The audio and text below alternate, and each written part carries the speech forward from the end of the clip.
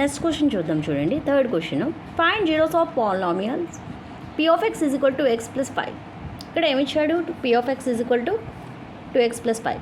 So zeros of polynomials అన్నాడు కాబట్టి మనం ఏం చేస్తామంటే p of xకి జీరోని ఈక్వల్ చేసేసి implies 2x plus 5. p of x value అంటే ఎంత ఇచ్చాడు ఇక్కడ చూడండి క్వశ్చన్లో 2x plus 5 ఇచ్చాడు. So 2x plus 5 is equal to 0. 2x is equal to ఈ 5 ఈ ప్లస్ 5 ఆ పక్క వెళ్తే ఈక్వల్ టు అవతల సైడ్ వెళ్తే ఏమవుతుంది -5. x is equal to -5/2. So మనం ఏం చేసామంటే జీరోస్ ఆఫ్ పాలినామియల్ అంటే x వాల్యూని మనం ఫైండ్ అవుట్ చేసాం అన్నమాట. నెక్స్ట్ క్వశ్చన్ చూడండి అమ్మా. What must be added to x² + 5x - 6 to get x³ - x² + 3x - 2. So ఇక్కడ మన ఈ ఎక్స్ప్రెషన్కి ఏదైతే యాడ్ చేస్తే మనకి ఎక్స్ప్రెషన్ వస్తుందో దాన్ని మనల్ని ఫైండ్ అవుట్ చేయమంటున్నాడు.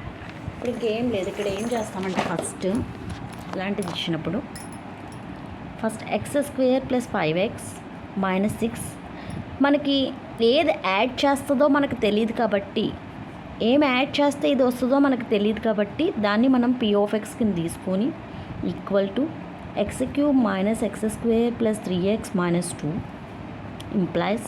సో మనం ఇప్పుడు ఏం చేస్తామంటే మొత్తం ఈ ఎక్స్ప్రెషన్ అంతా ఈజ్ ఈక్వల్ టు అటు సైడ్ తీసుకెళ్తాము. p of x is equal to x³ - x² + 3x - 2. ఈ ప్లస్ x² ఈ పక్కకు వస్తే -x² ప్లస్ 5x ఈ సైడ్కి వస్తే -5x -6. ఎప్పుడు కూడా ఈ సైన్ ఇక్కడ ఏది ఉంటే దానికి ఆపోజిట్ సైన్ మారుతుంది అనమాట. ఈజ్ ఈక్వల్ టుకి ఆ పక్కకు వెళ్ళినప్పుడు. సో -6 అనేది ఈ పక్కకు వచ్చినప్పుడు +6 అయిపోతుంది. So p of x is equal to x³ అనే టర్మ్ ఎక్కడైనా ఉందో లేదో చూడండి. లేదు. సో x³ కింద రాసేయండి. -x² - x². x² టర్మ్స్ ఇంక ఎక్కడైనా ఉన్నాయా? లేవు కదా. సో -x² - x² ఎంత? సో సేమ్ సైన్ ఉంటే మనం ఏం చేస్తాం? యాడ్ చేస్తాం. మైనస్ రాసేస్తాము. x² -2x² అనమాట. Plus 3x - 5x. సో ఎప్పుడు కూడా ఇలా ఉన్నప్పుడు ప్లస్ మైనస్ ఉన్నప్పుడు ఏ వాల్యూ అయితే బిగ్ వాల్యూ ఉందో ఆ సైన్ తీసుకుంటాము. సో -5x + 3x అంటే -2x. So +6 - 2 constant terms. ఇంకా x టర్మ్స్ ఇంకెక్కడా లేవు కదా.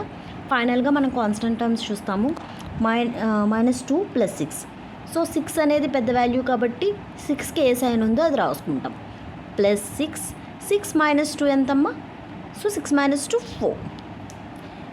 ఫైనల్గా ఈ ఆన్సర్ అనేది మనం దీనికి యాడ్ చేస్తే ఇది వస్తుంది అన్నమాట. సో మనం మనకి తెలియని దాన్ని మనం p of x కింద తీసుకొని ఇచ్చిన ఎక్స్ప్రెషన్కి మనం p of xని యాడ్ చేసి దానికి ఈజ్ ఈక్వల్ టుకి అవతల సైడ్ ఈ ఎక్స్ప్రెషన్ ఈక్వల్ చేసుకుంటూ చేస్తే మనం p of xని ఫైండ్ అవుట్ చేస్తాం అన్నమాట. ఓకేనా? క్లియరా?